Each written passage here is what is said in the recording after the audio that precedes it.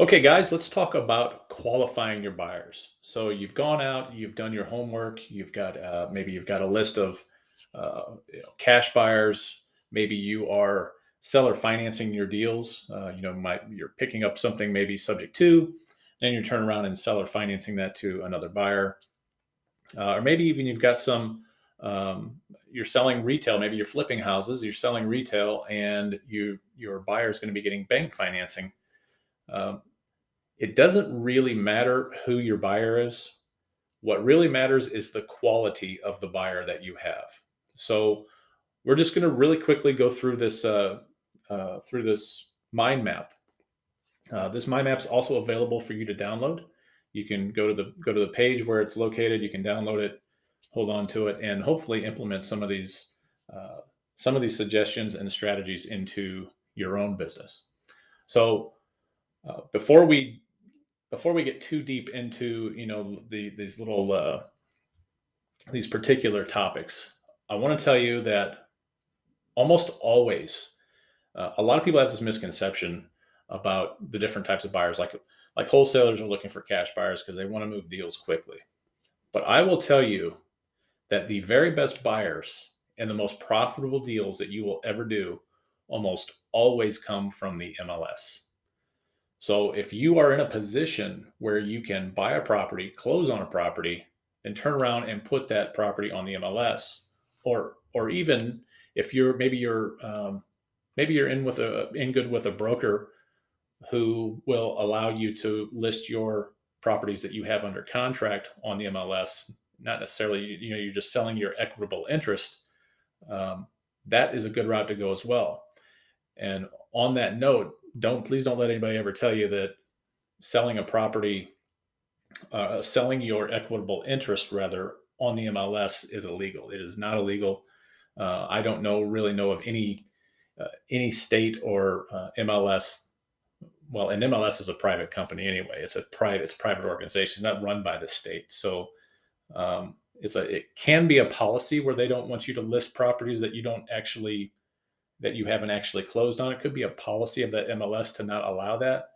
But I know of no state in the country that is illegal. So um, if you live in a state where you have evidence that is illegal, please by all means reach out in our Facebook group and let us know, because we're always on the lookout for those types of things. And besides that, laws change everywhere. So we could be we do deals in all 50 states, so we could be um, incorrect about that. But despite all of that, despite saying that, almost all the time, almost in every situation, your best buyers are going to come from the MLS, and your most profitable deals as well. The MLS, in our opinion, I mean, that really is the market. There is no other. There is no bigger market than the MLS, and so what the MLS does is it breeds a lot of competition, and so you're almost always going to be more profitable there. That being said, let's jump into our first category here, which are cash buyers. Oh, these are all expanded, aren't they? Okay, let me go ahead and there we go. All right. Now, I'm not a wholesaler. I used to be a wholesaler. I was a wholesaler, I don't know, 5, 6 years ago. But it is always, whether you're a wholesaler or not, is always to have at least some cash buyers in your back pocket. And there are several reasons for this. Some of the pros about having some decent quality cash buyers in your pocket are number one, they can close quickly, right? So they have quick access to cash. Number two, they usually don't have contingencies in their contracts, meaning if you're going to either double close on a property or even if you're going to assign it, most cash buyers understand uh, what the contingencies are. They understand the speed at which they need to act. So they don't generally have contingencies. So they understand the business pretty well.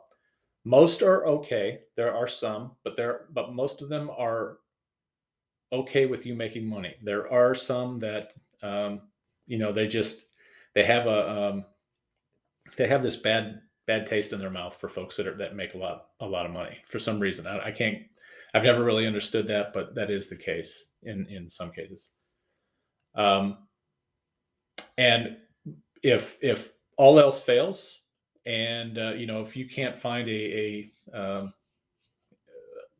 depending on what your exit strategy is, if you can't find any other type of buyer, cash buyers are great to have as a backup plan.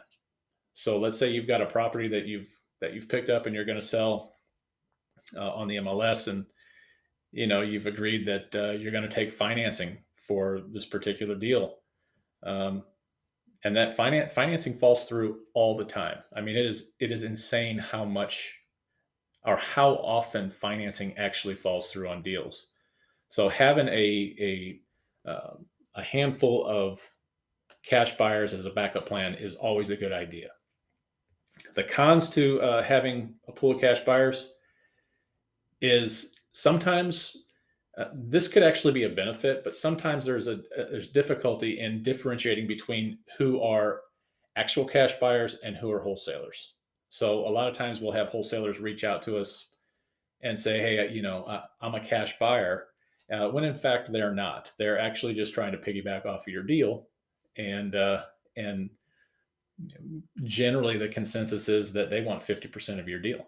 So um, there are ways to get around that. We'll talk about that in just a minute. There are a lot of tire kickers as well when it comes to cash buyers. So folks that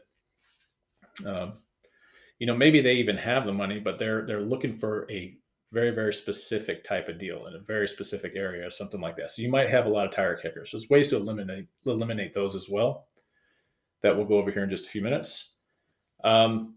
Major problem with cash buyers is most of them generally are pretty experienced, which means they usually pay the least. They know their numbers really, really well.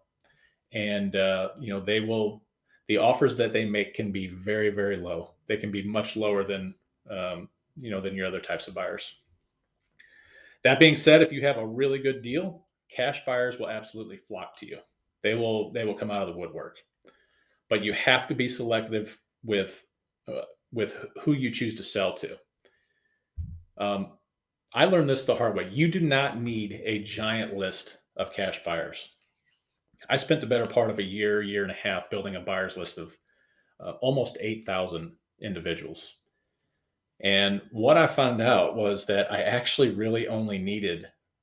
I was consistently selling to 5 to 10 cash buyers at any given time. So that giant list that you think you need, you probably don't. You just need quality buyers, people that folks that have been in the business and know the business really well and can move when you need to get a property sold. So, that's the point I was trying to make there. Excuse me. Questions to ask your cash buyers. One thing to remember is you are not trying to qualify your cash buyers. You are actually trying to disqualify them. So here are some ways that you can do that. You want to avoid all of the, I'll look at anything types, because they won't. The fact is they won't look at anything.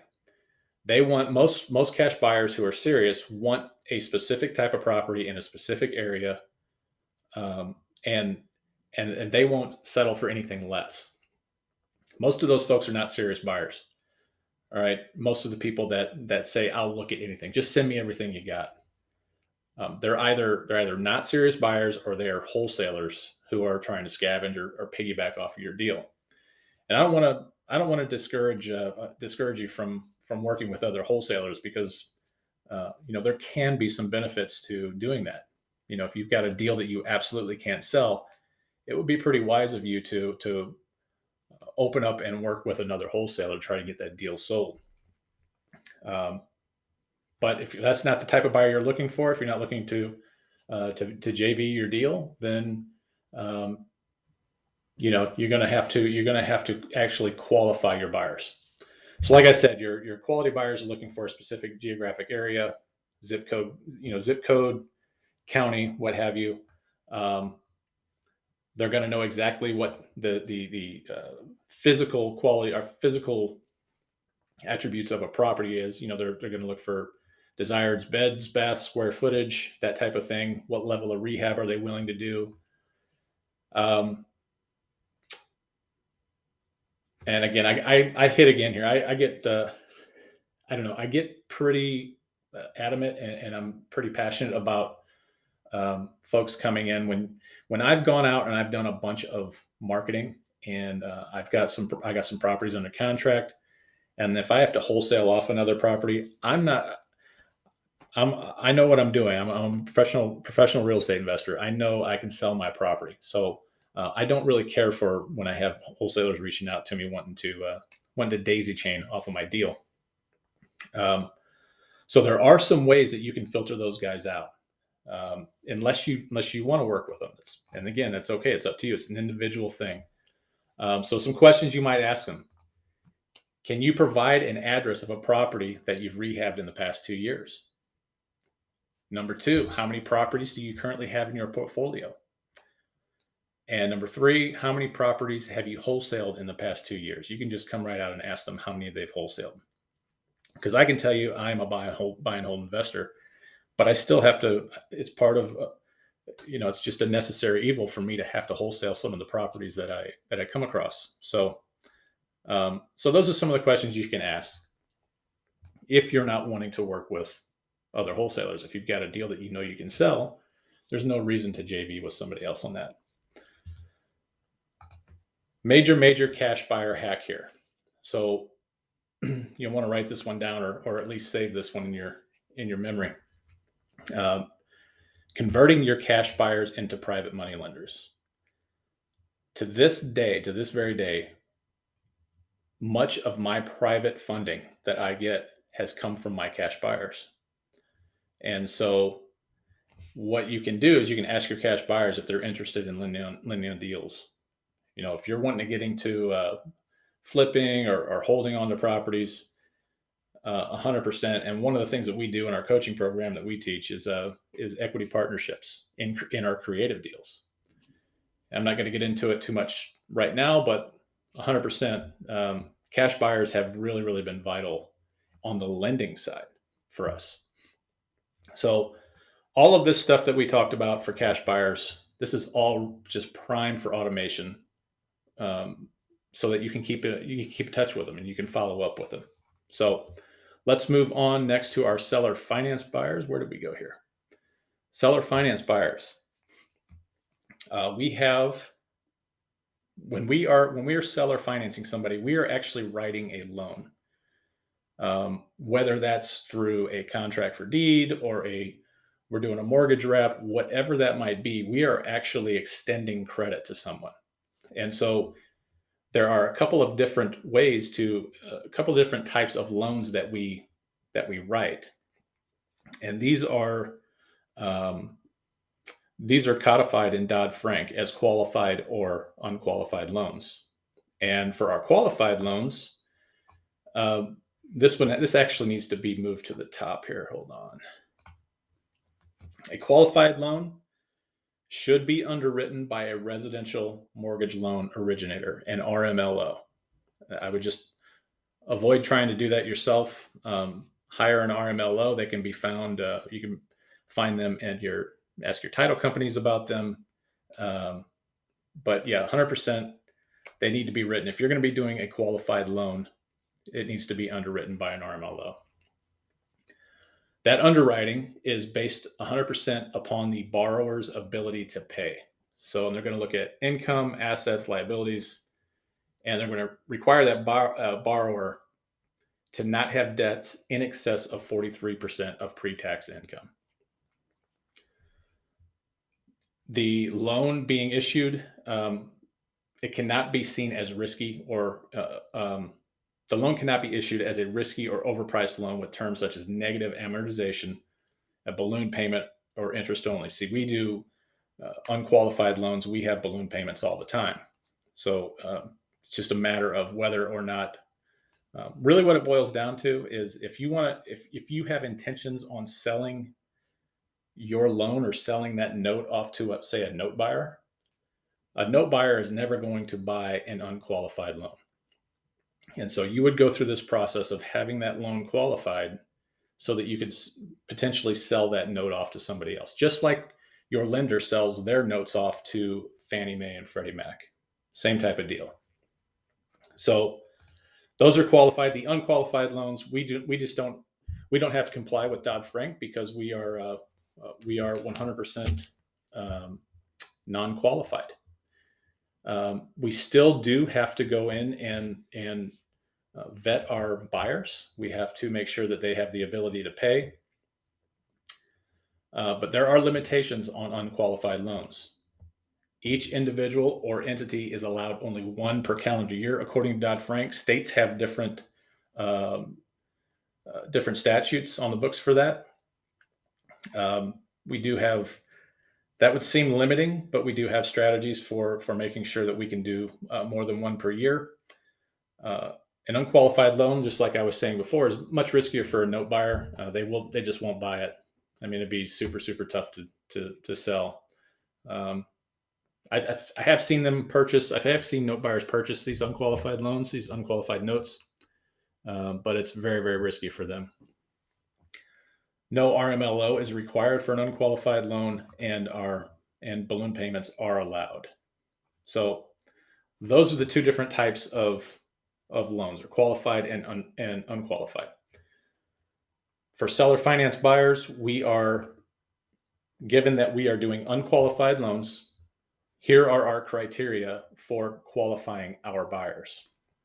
And when I say our buyers, I'm talking about these are owner occupants and or like landlord buyers. So if we pick up a property that maybe we don't really want to deal with, but we know a landlord that would like to cash flow that property, we can owner finance that property to a landlord. But these are the criteria that we're looking for. We're looking for a good job, at least 2+ years, unless they're most likely landlords. You'll have a mixed bag of landlords who actually have a W-2 and landlords that are full-time investors. But we're looking for a good job of 2+ years in duration, a solid rental history. We will do a credit check. We don't necessarily care so much about the credit score itself, but we want to see timely payments. That's really all we're looking for with a credit check. They need to have a willingness to enter credit repair. If credit is their issue, we need to be able to get them into a credit repair program because we want to be bought out eventually. So that's pretty important. And they want to have the desire to actually own a home.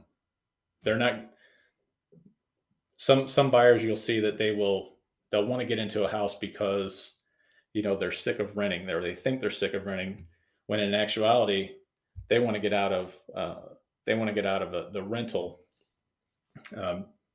maybe for other reasons, other reasons that aren't as, I guess I don't know what the word is I'm trying to think of, but they're just trying to move fast. Basically, they're trying to get out of their current situation and get into another one. So anyway, those are our criteria for our seller finance buyers. Let's jump down to the bank finance buyers. We have two different types of bank finance buyers. We have our investor buyers, and we have our retail buyers. For retail,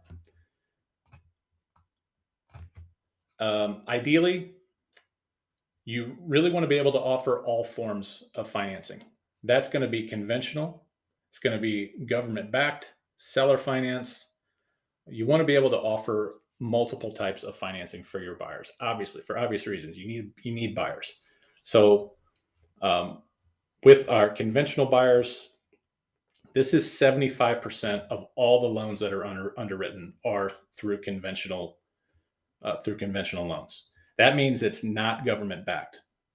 A lot of people think that FHA and VA has a large market share of the loans, but it's just not true. Conventional, they have about 75% of all the loans that are underwritten are conventional loans. Next, you want to be able to offer government-backed. FHA and VA, USDA are a few of the government organizations that will actually underwrite these loans. Or they have guarantee programs is what they have. And I'm not going to get into that now, but they are very popular in areas that maybe have a a lot of middle class borrowers, but they only compromise about 20% of all loan originations in the United States. And I have here VA can be tough on sellers. VA is very tough to uh, they just want properties. If with a VA loan, let me just back up. With a VA loan, they're generally lending at 100%.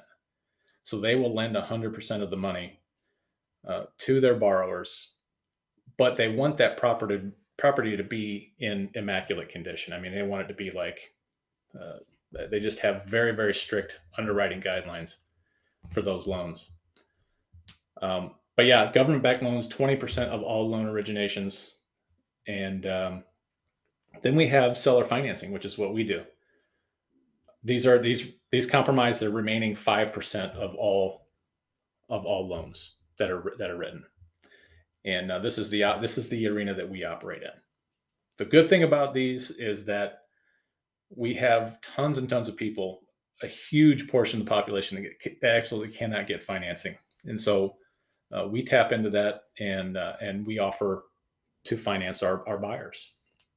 So the problem, let me back up real quick here because I touch on title seasoning here. The problem with government backed loans sometimes is you cannot do a quick flip with a government backed loan because government government backed loans require what's called title seasoning. And that's usually a 90-day waiting period between owners. So if you buy a property on January 1st, February, March, April, by April 1st, on April 1st is when you are eligible to actually sell that property to a NFHA borrower. So there's a title seasoning issue. With seller financing, we have no title seasoning. We can just there's no appraisals. We can just get anybody we want in there, basically, with a little bit of work and background checks. We can get anybody we want in there. Approximately 4 million loans were originated in 2019. 44% of those were originated for millennials. So we're starting to see that that demographic get into actually owning and buying homes. And over 770,000 of those were government backed. The average down payment on whether it's a conventional loan is going to require that you put 20% down. But the average down payment that we see, regardless of whether it's government backed or seller financing, is about 6%, somewhere in that range. Here's a big one. When we go to sell a property, our general rule of thumb is that we have our retail buyers qualify with our lender, and that's in our contract. So, you have a lender, you have a buyer who's going to come in. They are going to they're going to put a contract on the property, and a lot of times they'll have a pre-qualification letter. Well, those things are not worth the paper that they're written on. Generally, that's what we find. So what we do is we actually have your buyers may be working with a lender already, but generally what we do is we'll have them go ahead and qualify with our lender just to make sure that they are qualified, so that we have a guarantee that they can qualify for a loan. And on the flip side of that, or an additional benefit, I should say, is if something happens with their lender where their lender can't fund the deal, well, now they've qualified with ours, and we can go ahead and get them pushed through our lender. And this is the very best way to ensure your deals get funded by retail buyers. Big one right here. When it comes to retail buyers, this one can be kind of difficult, but you generally want to close at your title company. You generally want to close at your title company for any deal that you do. But retail buyers in particular, they can be difficult, but if you can get it, try and close at your title company. It just makes things much smoother. Attend all appraisals and all inspections.